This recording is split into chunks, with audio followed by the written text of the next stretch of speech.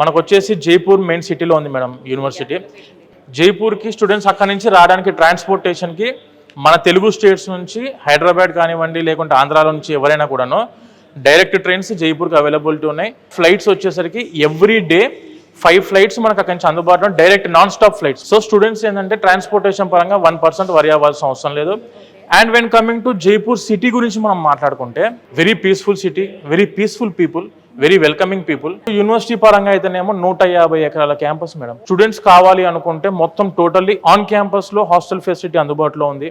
Food పరంగా చూసుకుంటే vegetarian వాళ్ళకు వెజిటేరియన్ ఫుడ్ ఉండిద్ది, నాన్ వెజిటేరియన్ వాళ్ళకు నాన్ వెజిటేరియన్ ఫుడ్ కూడా ఇన్ క్యాంపస్ లో అందుబాటులో ఉంది, మెస్ అందుబాటులో ఉంది, మన తెలుగు ఫుడ్ అందుబాటులో ఉంది. ఈ యూనివర్సిటీకి ఉన్న ఇంకొక మెయిన్ ఇంపార్టెన్స్ ఏంటంటే మేడం, అరౌండ్ ఈ యూనివర్సిటీ వచ్చేసరికి 1500 కంపెనీస్ తో టైఅప్ అయి ఉంది. Tier 1 కంపెనీస్ వచ్చేసరికి 50 ఉన్నాయి అరౌండ్. ఇప్పుడు మీరు గూగుల్ తీసుకున్నా, అమెజాన్ తీసుకున్నా, HCL తీసుకున్నా, విప్రో తీసుకున్నా, డెలాయిట్, ఇలా చాలా కంపెనీస్ తోటి మనకి యూనివర్సిటీ ప్లేస్మెంట్ రిక్రూట్మెంట్ చేస్తున్నారు.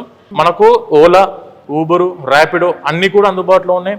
అండ్ దాంతోపాటు స్విగ్గీ, జొమాటో, టొమాటో ఏవైతే ఉంటాయో అవన్నీ కూడాను టోటల్లీ ఈ యూనివర్సిటీకి అందుబాటు. అంటే కనెక్టివిటీ పరంగా దూరంగానే ఫీల్ లేదు, అసలు ఉండదు మేడం. అసలు ఇది జేకే గ్రూప్స్ యూనివర్సిటీ కదా, జేకే సిమెంట్, జేకే టైల్స్, ఇలా చాలా దాంట్లో మనకు జేకే ఇండస్ట్రీ ఉంది.